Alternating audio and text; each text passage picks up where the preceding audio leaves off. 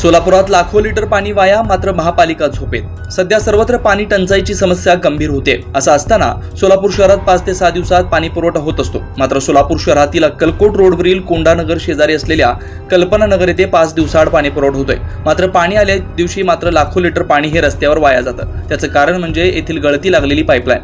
मागील 3 वर्षापासून या ठिकाणी गळती होते। नागरिकांनी महापालिकेला कित्येक वेळा निवेदन दिलं तरी देखील महापालिका अद्याप झोपेत असल्याचं चित्र पाहायला मिळत आहे। झोन क्रमांक 2 मध्ये नागरिकांनी कित्येक वेळा अधिकाऱ्यांना सांगितलं असता अधिकारी येतो असं सांगत फक्त उडवाउडवीची उत्तर दिली असल्याची माहिती नागरिकांनी दिली आहे। मी काय प्रधान म्हणतोय कल्पनानगरपासून। कल्पनानगरमध्ये 1-3 ते 4 वर्ष झालं आहे। तिथं नळाची सवय नाही, रोडाची सवय नाही, काय नगरसेवकचं लक्ष नाही। फक्त इलेक्शनच्या टायमाला येतात काय वोटिंग द्या म्हणून।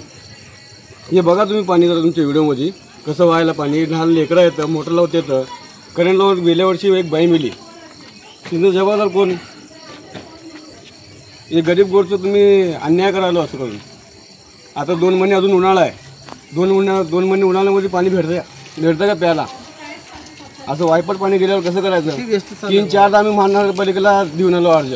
लक्ष बघा तर बघा ते काय चिखल बघा। पावसाळ्यात बी तेच बोंब आणि असताना बी तेच बोंब, म्हणजे काय करायचं सांगा बघा। याय जायचं रस्ताच बंद आहे, चिखल कसला चिखल आहे।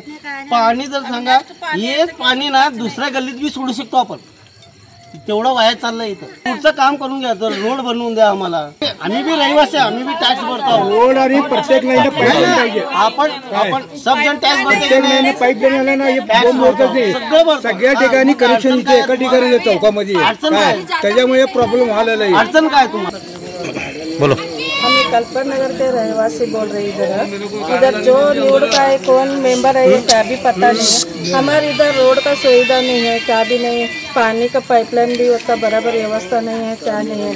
पानी के पाइपा फूट के पानी बहुत वेस्ट जा रहे। 3 साल से हमें ये तकलीफ उठा रहे, इसलिए हमारे जरा विनती स्वीकार करना। हम बहुत बार उधर जाकर अर्ज देकर आए, कोई इधर लक्ष्य दे रहे नहीं। कितना विनंती हमारा स्वीकार करा।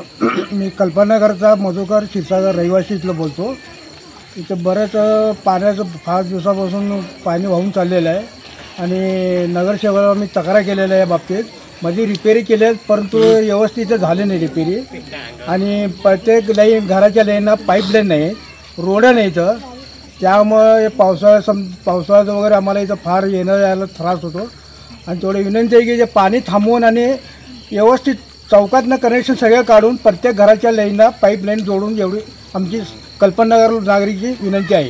किती चाललंय आपल्याला पाणी भेटायला मुश्किल झालंय। पाणी किती चाललंय आता, वायपट किती चाललंय, मग कसं करायचं ते? आता हे कसं करायचं? पाणी वायपट चाललंय, एक तर मिळायचं मुश्किल झालंय आपल्याला। पाणी एक तर टायमाला येत नाही, ते टायमाला आले बरोबर, एक तर वेस्टेज चाललंय एवढं पाणी। मग कोण जबाबदार आहे तुझं? आता दुसऱ्यांचं नुकसान करण्यापेक्षा दुसऱ्याकडे जातं ना ते। आता याला जबाबदार कोण असा सवाल सध्या उपस्थित होतोय। केवळ पाणी पुरवठाच नसून त्या भागातील रस्त्यांची देखील दुरावस्था आपल्याला पाहायला मिळते। आता याच्यावर सोलापूर महापालिका लवकरात लवकर उपाययोजना करेल याकडे देखील नागरिकांचं लक्ष लागलंय। नमस्कार, सोलापूरकर जनदर्पण न्यूज चॅनलमध्ये आपण सर्वांचं स्वागत। मी प्रतिनिधी दत्ता केरे। आज आपण आलेलो आहोत अक्कलकोट रोडवरील कल्पना नगर या ठिकाणी। सध्या महाराष्ट्रात पाणी टंचाई भीषण भासू लागलेली आहे। आपण जर या ठिकाणी पाहायला गेलं तर या ठिकाणी लाखो लिटर पाणी वाया जात आहे। तुम्ही या ठिकाणी पहा,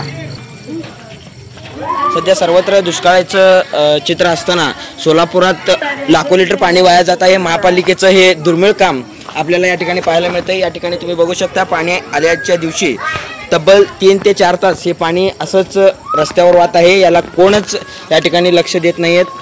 कॅमेरामॅन आशिष बुद्धतसह दत्ता केरे, जनदर्पण न्यूज चॅनल सोलापूर।